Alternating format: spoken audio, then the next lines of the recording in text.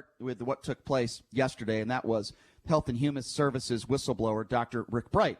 He testified before the House Energy and Commerce Subcommittee on health. And I'll tell you what, he said some things that are exactly painted Donald Trump out to be doing a very good job in this pandemic. I'll explain to you exactly what I mean. I want you to hear a little bit about this. This is where he described the moment that he knew the government's response to the coronavirus pandemic was doomed. Have a listen to this. Congressman, I'll never forget the emails I received from Mike Bowen and indicating that our mask supply or N95 respirator supply was completely decimated.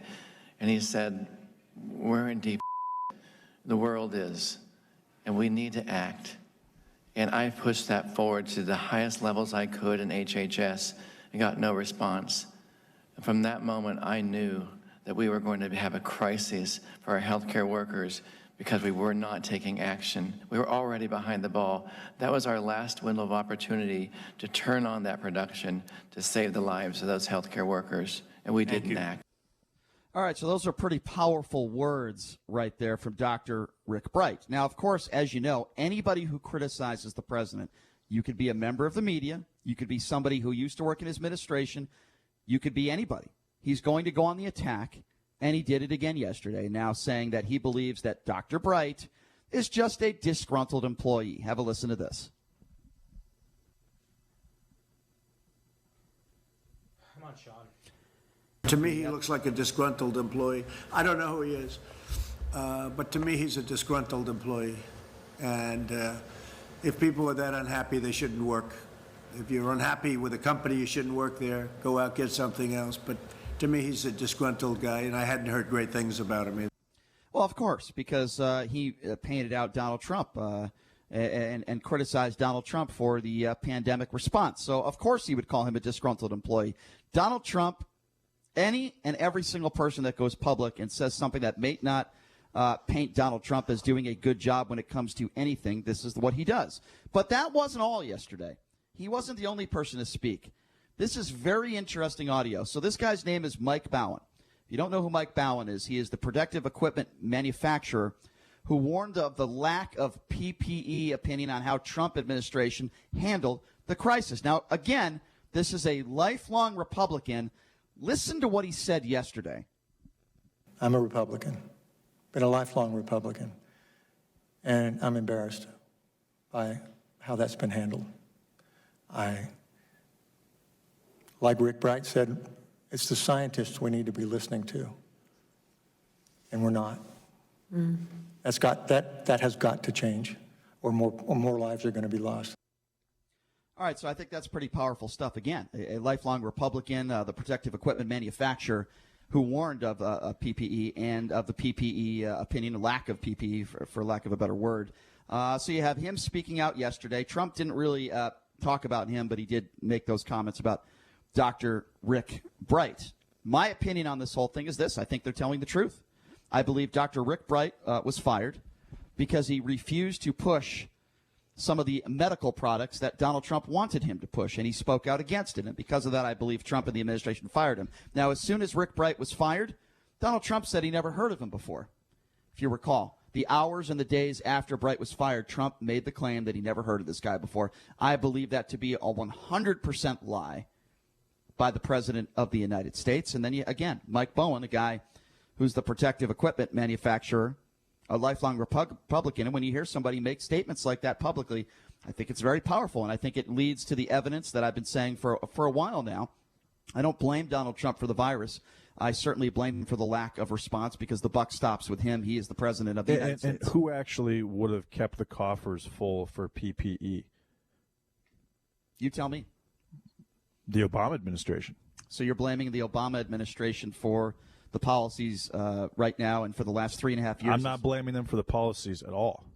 Okay, so let me ask you this. But I'm saying that if there was a lack of PPE, okay, it was most likely the Obama administration. All right, so let me ask you this. That didn't keep, or that diminished the supply. So let me ask you this. And obviously Donald Trump and his administration did not expect this to happen, clearly. And whose fault is that? Nobody did, despite the fact that in 2017, Anthony Fauci said publicly that there would not only be a pandemic, but it would be a surprise pandemic. He did say that in 2017, which, again, I find to be very, very odd, considering he's the one that we should be listening to, according to Mr. Bowens, who doesn't seem to understand that it's a combination of reducing death toll, reducing economical damage, and maintaining morale of the country while we're doing the exact opposite of what we've done for the last, 100 years since the last Spanish flu pandemic. Brian, if we listened to scientists, we would all be in lockdown for another 90 days. You'd probably have 1 million small businesses that would have to close their doors, whether they were on the verge of bankruptcy or whether they were 30% away from bankruptcy. It doesn't make a difference. At the end of the day, due to no fault of their own, they would have to close their doors. And if that happens, already we have 30 million roughly on food stamps and government assistance. Those 30 million on food stamps and government assistance, that number would be increased by about another 40 to 50 million. You would have 80 million people in the United States, is my estimation, that would be totally reliant on the federal government. And so had you been reliant on the federal government for the last 10 years, that money, not only that, you'd have to have probably another $10 trillion in stimulus packages. And and already we've totally diminished our Federal Reserve. We had $4.8 trillion in the Federal Reserve. That's gone. Our dollar would be diminished on an international scale. And then you would have 80 million people fighting for the same amount of government money that suddenly is 14 trillion less than it was 5 months ago. That's what would happen if we listened to scientists, because scientists they literally think that this disease is never going to end. They're saying that a vaccine, many have actually. Not one scientist has ever They said are. this They're will saying never this thing may never go away. It might be around forever, is what they've said. They've also said that What scientist said this will be around forever? I haven't heard one scientist say that. Off the top of my head, I don't have a name for you, but I've seen several articles from different scientists that have said that they don't believe this virus will ever go away. I haven't heard that. I've also read that many scientists believe that a vaccine may or may not be effective. And if you look at the death toll, by the way, right now they're actually adding. If you get an antibody test, if I could just add some, because you mentioned a lot of things. I have, yeah, and I don't want to forget what. Okay, we that's said, all right. But I want to go back to what we originally talked about, and that is the comments of Dr. Rick Bright and the comments of Mike Bowen. Now, I'm not going to discredit them. I'm not going to sit here and say Rick Bright is just a disgruntled employee. I'm not going to sit here and say what Mike Bowen said has no merit, because I think it does. So I'll start with that, and I also will say this. People can blame the Obama administration all they want to, but here's the bottom line. Donald Trump has been the president of the United States for the last 3.5 years. So in the last 3.5 years, if he thought that this was a problem, for the last 3.5 years, if he thought that they weren't prepared, and he had time to prepare. So I will say this. If you're one of those people that wants to blame Barack Obama for anything when it comes to not being prepared for this virus, you damn well better also do the same thing when it comes to Donald Trump. Again, this isn't the first month he's been in office. He's been there 3.5 years. This is what Donald Trump does. It's a part of his playbook. He wants to blame everybody else but himself. It's all the Obama administration's fault. No, it's not, folks. He has been there for 3.5 years, and I don't want to go back into the weeds, but I could, and I could talk about how he was holding campaign rallies in February. I could talk all about the fact that how he was playing golf in February when many people, even those that were in his administration, that's right, some of those that were in his administration were warning him about how serious this pandemic could be. So again, I go back to what I said earlier. If you want to blame Barack Obama for anything when it comes to this virus and, how this country wasn't prepared for it, okay, fine. I'll hear what I'll actually expand on that, Brian. Hold on. I'll hear what you have to say. But if you're not going to criticize Donald Trump for anything when he's been here for 3.5 years and he's had time, then I'm sorry, you're biased and you're not credible. No, I'll actually expand on that. He took funding away from the pandemic response team in 2018. Donald Trump did not think this would be that big of a deal. Obviously, that's abundantly clear at this point. So he was surprised by this. Well, what I will criticize is Anthony Fauci. So you're not going to criticize Trump for that? You need to let me finish, Brian. Okay. Well, Well, no, now you're interrupting me. You wouldn't let me interrupt you. So you can't interrupt me if I can interrupt you. No. It doesn't work that way. It doesn't work that way, Brian. Well, you said anyways, something and you Anthony didn't answer my Fauci, when the first case in the United States was made public on January 21st, Anthony Fauci went on television, who was considered the top virologist, the main expert, the guy who's been involved in the last 8 administrations. He's handled SARS and MERS and HIV and every single, borderline pandemic situation. He went on TV and he said verbatim, I don't think that the United States is going to have to worry about this. That was January 21st. And if Anthony Fauci is saying that, then I'm certain that Donald Trump was thinking the exact same thing. No. So considering Donald Trump is not a doctor, he's not an expert in that field. I think let me respond that to Anthony Fauci is the one that Okay. that should be responsible for making statements like that. Well, that the president obviously would listen to because the last 8 presidents have listened to things he All said. right, so let me just start off by saying this, which pretty much discredits what you just said. The president of the United States every day gets a briefing, gets intel, and he has more information when it comes to this virus than anybody on the planet. Even he has admitted that he doesn't read his briefings every day. That's number one. Okay, so that's extremely important. He also runs a country of 330 million people. Hold on.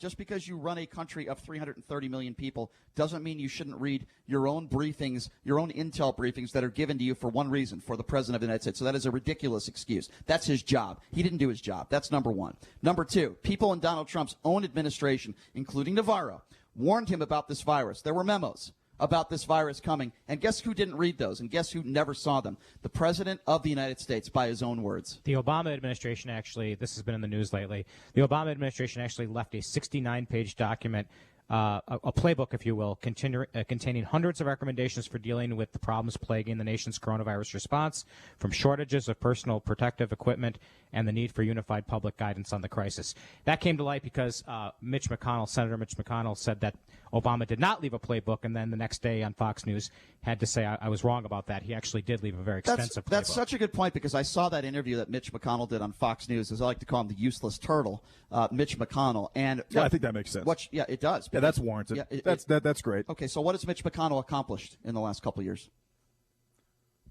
Why is he a useless turtle, Brian? Because he hasn't accomplished anything. Okay. What has he accomplished, if you disagree with me? If you're going to attack me for calling him a useless turtle. You're calling him a useless turtle, Brian. Yeah. I'm not. That's not the right word to call Mitch McConnell. Okay. Well, I'll be politically correct just for you. He's a useless piece of garbage. Now, you tell me what he's done in the last couple of years and why you disagree with me. I don't think he's a useless piece of garbage, Brian. What has he accomplished? I don't think he's a useless turtle. What has he I don't think accomplished? that term makes any sense What has he whatsoever. passed? What has he and passed? when you say that about Mitch McConnell, I find it offensive. Okay, well, so I would appreciate it if you didn't call Mitch McConnell a useless turtle or a useless piece of garbage. I would appreciate it if you could answer my question, so I'll ask it again for the 4th time. What has Mitch McConnell passed in Congress the last that 2 has years? no difference. That doesn't make a difference at all. No. Okay. You can't. All right, You can't we'll just move call on. someone a useless turtle or Yes, a I useless can. piece of garbage. Yes, I can. I just did. He's Okay. a Well, useless I don't appreciate you doing that. Well, I don't care whether you don't appreciate it. Okay. All right. There we go. I'm asking you a question, and you're not answering it. I've got that saved up. That's fine. Fine.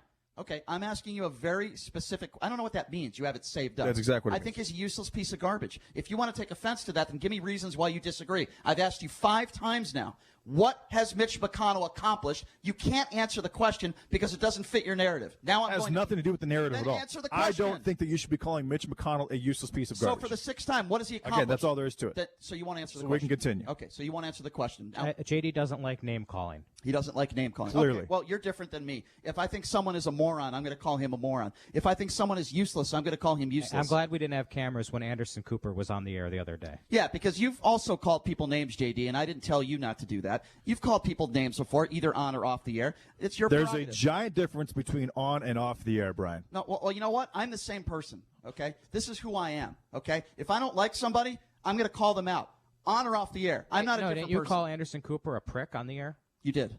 I did call Anderson. Yeah, The way that he handled Mayor Carolyn Goodman, I thought I thought he was being a prick. Okay, hang on. Considering she's 83 years old. She's 81. And she tried. She 81. tried not to answer these questions multiple times, and he literally would not let her not answer those I'm questions. gonna moderate here. I was very disgusted with the way Prick, that with okay. Anderson Cooper handled that. Useless turtle, not okay. Useless turtle offends you. I'm but just keeping the score useless here. turtle offends you, but prick is totally fine. Okay, Mitch McConnell's a prick. And the reason why I call him a prick is because he hasn't accomplished anything, and I think he wears the Donald Trump knee pads. He's a prick. Are you okay with that? Can I call him a prick? You can call him a prick, Brian. All That's right. fine. I just don't know where you're your line is drawn with name calling. But now that we've established that, I'm sorry if I offended you. I'll call him a prick. Mitch the Prick McConnell.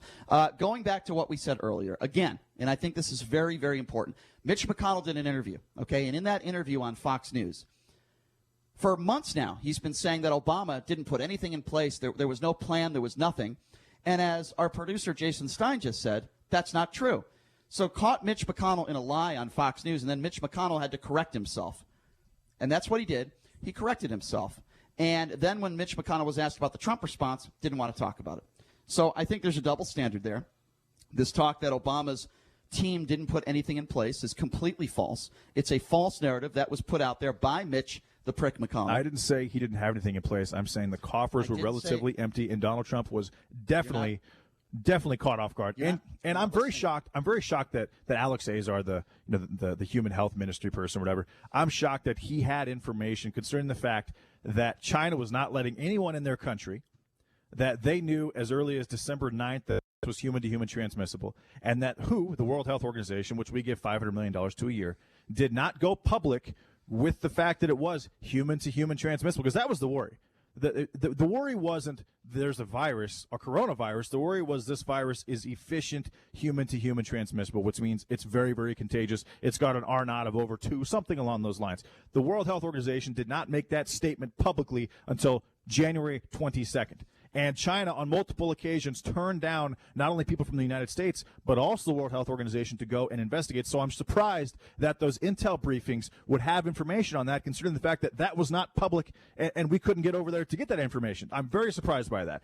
And also that combined with the fact that Anthony Fauci, again, once that first case happened in the United States, he literally went on TV and said, we don't have a lot to worry about with this. So that's why Donald Trump was shocked by this. And then taking into the fact also, as far as the lack of testing, well, the CDC had a contamination in their lab that set them back about 45 days. That didn't help anything either. So again, I'm not putting the blame on Donald Trump. I'm putting the blame on China, the World Health Organization, and Anthony Fauci for not, which most likely wasn't his fault, but it was from misinformation from China and the World Health Organization. Well, and then Barack Obama's administration did not. This is true. They did not leave a lot of PPE for the Trump for the administration. Well, in my personal opinion, that's just a cliche, because if you talk to any Republican that supports Donald Trump, they don't hold him accountable for anything. It's everybody else's fault. It's not Donald Trump's fault. He's never made a mistake. He's perfect. And going back to what I said earlier, I didn't say that you said that Obama didn't have anything planned for the Trump administration. What I said was Mitch McConnell, the last couple months, is doing all these interviews. And which is wrong. And he lied. It is a blatant lie. You can call him a liar. Okay. Don't call him a useless turtle or a useless piece of garbage. He's a liar and a prick, and I will just I'm sorry if you don't like name calling, but I've called Donald Trump a scumbag, and I will continue to call him a scumbag for the way he has lived his life. I will not back off on that, because that is how I feel based on the way he's lived his life and the things he said. Now, if people want to vote for a scumbag, they're more entitled to do so. Congratulations, vote for a scumbag. I do not support Joe Biden. I don't think he's a great candidate, but I have a lot more respect for him than I do Donald Trump. I actually do today after what he did yesterday as well. So we're going to